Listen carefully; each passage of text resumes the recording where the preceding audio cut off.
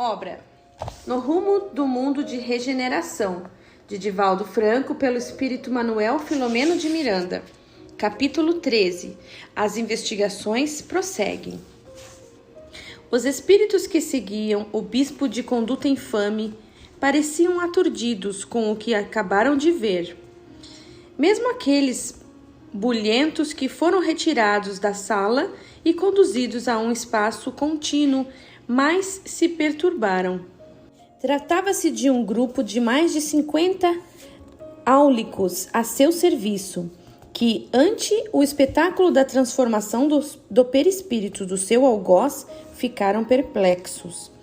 Já estavam acostumados a ver espíritos mutilados e deformados no antro onde viviam, mas nunca puderam entender como se operava esse fenômeno de zoantropia, por ignorarem que a mente é a grande modeladora das expressões exteriores. Entidades femininas que se degradaram no sexo vil e abertamente modelavam-se como ofídios e permaneciam com os movimentos sensuais e coalentes das sensações de baixo nível. Outros animais eram comuns na região de horrores, especialmente ursos e ovoides, que eram a fase mais degradante das manifestações espirituais degeneradas. Pouco depois, a harmonia voltou às salas das nossas atividades, e ante o silêncio natural, o benfeitor Eurípides Barçanufo começou a elucidar-nos. Irmãs e irmãos queridos, permaneça conosco a paz do Senhor como recurso divino, a fim de alcançarmos a iluminação. O ser humano é, na sua realidade, tudo aquilo quanto elabora nas paisagens mentais. Desde quando adquiriu a faculdade de pensar e a bênção do livre-arbítrio, as responsabilidades existenciais são frutos dessa conquista evolutiva.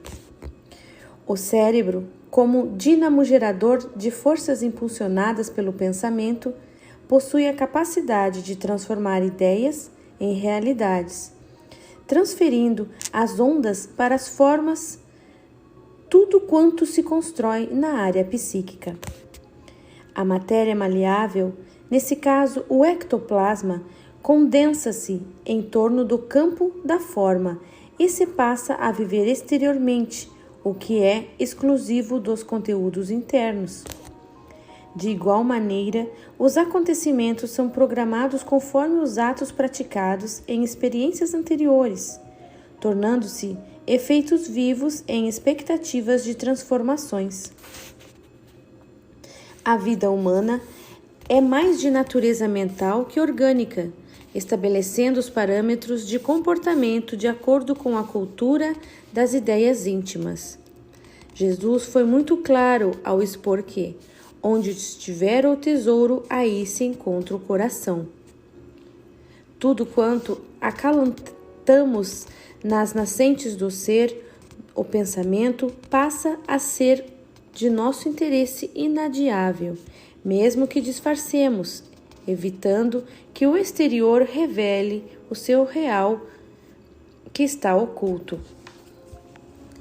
É compreensível que aspirações e anelos cultivados adquiram vida e passem a significar verdadeiros tesouros, por cuja conquista se lutará mesmo que de forma inconsciente. Nas experiências do erro e do acerto, seleciona-se por automatismo o melhor, aquilo que propicia a felicidade. Em decorrência da fixação mental, vão se plasmando no modelo organizador biológico ou perispirítico, muito plástico, constituído de energia muito especial, as formas que serão assumidas pelo espírito em próxima oportunidade de reencarnação. Toda forma é precedida por um modelo que lhe expressa o desejo, que vai se adaptando ao que lhe corresponde na mente. O planejamento é do espírito que emite a onda mental e, em contato com o ectoplasma, consegue modelá-lo com os seus elementos semimateriais ou mesmo físicos. Observe-se, por exemplo, que após a morte, o espírito que foi uma pessoa míope ou portadora de algum problema que exigia o uso de óculos ou de qualquer outro equipamento, agora já não tem necessidade, porque o problema era orgânico. Entretanto, ele se encontra tão adaptado àquele uso que mantém alguns desses instrumentos, embora já lhe não sejam necessários. Por outro lado, a forma em que aparece é aquela na qual desencarnou, mantendo a identidade conhecida. Possuidor de diversas formas e aparências, o seu inconsciente modela no além-túmulo a que mais lhe era familiar, a de que mais gostava ou a em que era mais conhecido.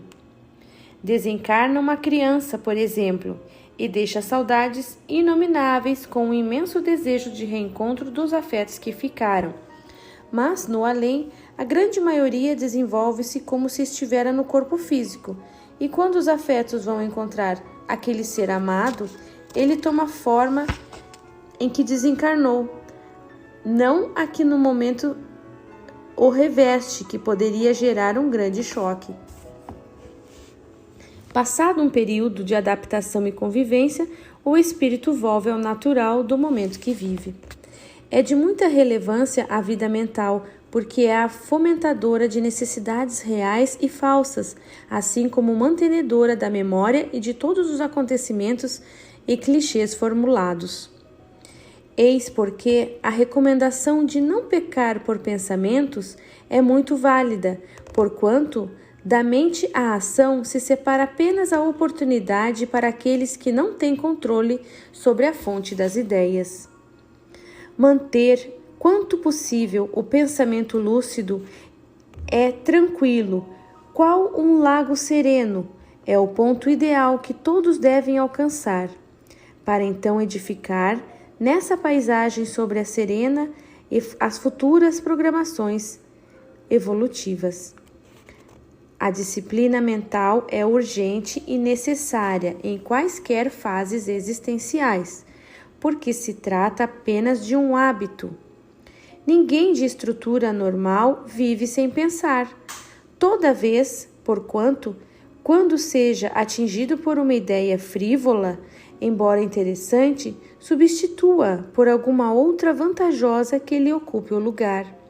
Por essa razão, o trabalho exerce uma função terapêutica valiosa nos indivíduos, porque, estando sempre preocupado com as realizações em pauta, não se torna vítima da hora vazia, quando surgem perturbações decorrentes da ociosidade mental. Todo o espaço na mente deve estar acionado para objetivos edificantes, nos quais os sentimentos se aprimoram e a vida se exalta. Houve uma pausa prolongada para nos ensejar digerir pela reflexão os valiosos comentários. O silêncio permitia-nos escutar a respiração de todos. A seguir, o benfeitor prosseguiu. O que mantém um espírito aferrado à vingança por séculos de espera, mesmo conhecendo as leis da imortalidade e do progresso, é o pensamento alucinado que fixa a ideia e perde-se no tempo-espaço, que para ele, o desesperado, tem o sabor de agora. Quando for possível ao espírito compreender que somente o amor pode propiciar felicidade em qualquer circunstância, tempo e lugar, há oportunidade de transformar adubo em flores, desgraça em ventura. Os sentimentos primitivos, porém, há que se dá muita atenção, mantendo-os através dos conceitos ultramomentanos e superados, não permitem espaço para a compreensão de que todo esse tempo transcorre a prejuízo de quem assim os cultiva. A lei do perdão, fomentadora da paz, fixa igualmente a materializar-se graças ao mesmo fenômeno, a mente fixa, a monoideia. As transformações perispirituais primitivas muito comuns nos seres atrasados, dão lugar aos contos imaginários do passado, sobre vampiros, casas mal-assombradas, vinganças diabólicas, dominação de bens materiais. Mesmo após a morte e toda a cadeia de males que as criaturas criam para si mesmas em face da ignorância. De maneira idêntica, nos lugares espirituais onde renasceram seres beneméritos da humanidade, foram realizadas obras de amor e de progresso, movimentos de louvor e desenvolvimento moral das pessoas, porque permanecem imantados na psicosfera aquelas vibrações que envolvem as regiões, mantendo-lhes as lembranças felizes. Acontece no cotidiano acidentes de veículos em determinadas estradas, ficando malsinados os lugares onde sempre se repetem as mesmas trágicas ocorrências. A razão primordial é que, invariavelmente, os acidentados, não preparados para a desencarnação, permanecem nos lugares em sofrimento, muitas vezes agredidos por espíritos desditosos, e criam-se psicosferas sombrias que aturdem outros viajantes descuidados ou invigilantes. O apego exagerado aos bens materiais, residências, joias, pertences e mesmo pessoas por afeto doentio, normalmente induz o espírito que assim procede a manter a ideia da posse alucinada, rebelando-se e atacando todos aqueles que inadvertidamente se interessam pelas suas propriedades. De grande benefício é a oração, que beneficia aquele que se envolve nas suas vibrações formosas, como aqueloutros que se acercam com sentimentos negativos e inamistosos. Em muitos segundos matrimônios, em decorrência da viuvez, é muito comum o desencarnado acreditar-se traído e investir contra o substituto, dando lugar a obsessões de variado curso, a depender das circunstâncias e dos créditos ou débitos dos envolvidos. Todo o esforço deve ser investido na conduta mental saudável, na emoção equilibrada, a fim de que os atos sejam louváveis e promotores de bem-estar daqueles que assim se comportam. Os chamados milagres existenciais são resultados de leis desconhecidas ou não respeitadas, porque tudo em o universo obedece ao mesmo programa de amor e dever inadiáveis.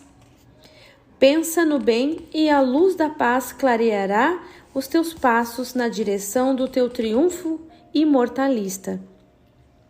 Nunca te permitas, sejas quem for, duvidar das soberanas leis da vida, porquanto são elas que sustentam o cosmo no infinito e as micropartículas na sua união e desagregação.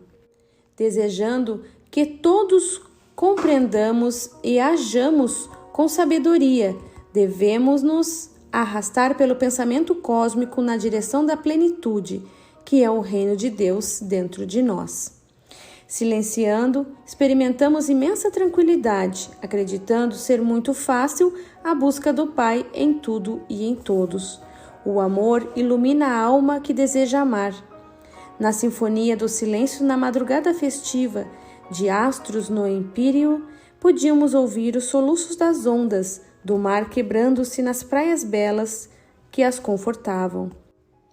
Os espíritos que vieram acompanhando o ex-religioso e foram detidos, quando desejaram produzir desarmonia na sala durante a sua doutrinação, ouviram o benfeitor em estado quase de transe, como resultado da ambiência vibratória.